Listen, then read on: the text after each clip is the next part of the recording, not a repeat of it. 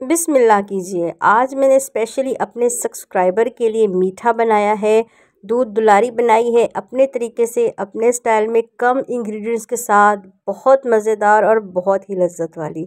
ज़्यादा वेट नहीं कराते और अल्लाह का नाम लेकर अपनी रेसिपी को स्टार्ट कर लेते हैं। यहाँ पर मैंने ले लिया है दूध तकरीबन 1 किलो। इसको अच्छे तरीके से हमने बॉईल कर लेना है।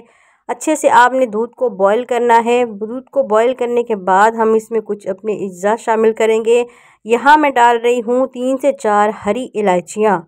ये देखिए, इस तरह से 3 से 4 हरी इलायचियाँ इसमें डाल देनी है। उसके बाद मैंने लिया है साबूदाना और इसको मैंने तकरीबन 2 घंटे से भिगो के रखा था। आपने इसको छान लेना है, पानी को वेस्ट कर देना है और साबूदाना जो है वो दूध में शामिल कर देना है। अच्छे तरीके से हम इसे मिक्स करेंगे, अच्छे तरीके से इसे पकाएंगे। हमने अच्छे से पकाना है। याद रहे कि जैसे जैसे आप दूध पकाते रहें तो साइड पे जो दूध लगेगा, चम्मच की मदद से उसको साफ़ करते रहें। उसके बाद ये देखिए, मैंने यहाँ पर सवैयाँ ली हैं तकरीबन 1 प्याली, इसको भी इसमें डाल देंगे।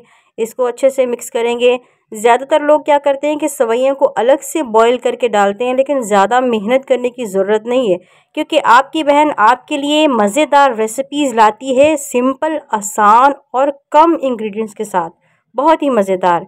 ठीक हो गया। इसको अच्छे तरीके से हम बॉईल करेंगे। तकरीबन 10 मिनट के लिए हमने इसको बॉईल करना है। आप देखिए, इस तरीके से जो दूध है इसका साइड से खुश्क होना स्टार्ट हो गया है। इसके बाद आपने इसमें डाल देना है खोया। खोया मैंने यहाँ पर लिया है 1 प्याली। अब परेशान होने की ज़रूरत नहीं है कि आपके पास तो खोया नहीं है। अगर आपके पास खोया नहीं है तो आप इस पॉइंट पे 1 किलो की बजाय 2 किलो दूध ले लें और साथ साथ पकाते जाएं और साइड से जो इसकी बालाई है इस तरीके से चम्मच की मदद से उतारते जाएं। और ये जो बालाई आप उतारेंगे ना, ये बिल्कुल खोए की तरह बन जाएगी और आपकी रेसिपी भी वैसे ही मज़ेदार और कमाल की बनेगी। अच्छे तरीके से हमने इसे पकाना है। किसी भी चीज़ के लिए, किसी भी इंग्रेडिएंट्स के लिए परेशान नहीं होना। आसान है, सिंपल है और हर चीज़ घर में मौजूद है। 10 मिनट के लिए हमने इसको पकाया है। उसके बाद मैंने यहाँ पे ले लिया कस्टर्ड पाउडर 4 चम्मच। उसको मैंने आधा कप पानी में मिक्स किया और छन्नी की मदद से छान कर इसमें हमने शामिल कर दिया। अच्छा, कस्टर्ड पाउडर जो है वो छन्नी की मदद से इसलिए मैंने छाना है ताकि इसमें कोई गुठली या लम्स ना बने। अगर गुठलियाँ बन गई तो ये बिल्कुल भी अच्छा नहीं लगेगा और मज़े का भी नहीं लगेगा। जब हम खाएंगे ना, हमारे मुंह में आएगा तो बहुत ही अजीब लगता है।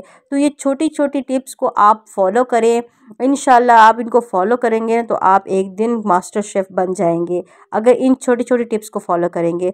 इसके बाद मैंने यहाँ पर डाली है 1 प्याली चीनी। चीनी आप अपने टेस्ट के मुताबिक डाल सकते हैं। आप लोगों को ज़्यादा मीठा पसंद है तो आप ज़्यादा डाल सकते हैं, नॉर्मल मीठा पसंद है तो आप कम भी डाल सकते हैं।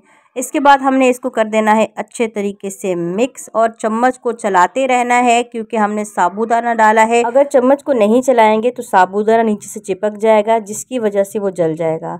अच्छे तरीके से तकरीबन 10 मिनट हमने इसको पकाना है। ज़्यादा टाइम नहीं लगता, क्योंकि मैंने आपको देनी है क्विक एंड ईजी रेसिपी। अगर आपको मेरी ये रेसिपी पसंद आए तो वीडियो को लाइक करें, चैनल को सब्सक्राइब करें और कमेंट में बताएं कि मेरा ये मीठा आपको कैसे लगा।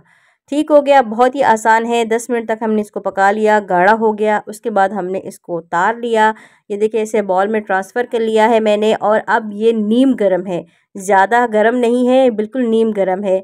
इस पॉइंट पे आपने एक बात को समझना है कि आपने यहाँ पर डाल देनी है तकरीबन आधी प्याली क्रीम। मैंने यहाँ पर आधी प्याली क्रीम डाली है। आप किसी भी फ्लेवर की कोई भी क्रीम जो है वो ले सकते हैं और यहाँ पर डाल सकते हैं। और याद रहे कि जब आपने इसमें क्रीम डालनी है तो ये बिल्कुल ठंडा नहीं होना चाहिए, ये नीम गर्म होना चाहिए। उस पॉइंट पे आपने इसमें क्रीम शामिल करनी है। फिर मैं यहाँ पर बीटर की मदद से इसको अच्छे तरीके से मिक्स कर रही हूँ ताकि क्रीम जो है वो अच्छे तरीके से इसमें मिक्स हो जाए। अगर आपके पास बीटर नहीं है तो परेशान नहीं होना, आप चम्मच की मदद से या जिससे हम अंडा फेंटते हैं उसकी मदद से आपने अच्छे तरीके से इसको मिक्स कर लेना है। परेशान होने की ज़रूरत नहीं है, हर चीज़ का हल है आपकी बहन के पास। ठीक हो गया। ये देखिए, अभी इसको चेक कर लेते हैं कि ये अच्छे से मिक्स हुआ है या नहीं। आप ये देखें कि ये अच्छे तरीके से मिक्स हो चुका है। अब क्या करेंगे जी, हम अपने दूसरे बाउल में इसको ट्रांसफ़र करेंगे। ये देखिए जी, कितना खूबसूरत लग रहा है। इसके ऊपर मैंने गुलाब जामुन, चमचम और मैंने पाइनएप्पल, ये सब कुछ माशाल्लाह इसके ऊपर लगाया है। आप अपनी मर्ज़ी से ड्राई फ्रूट डालें, जो मर्ज़ी डालें, जो आपके पास चीज़ें अवेलेबल हैं वो आप उसके ऊपर डाल दें। एंजॉय करें। मुझे अपनी दुआओं में याद रखें। अल्लाह हाफिज़।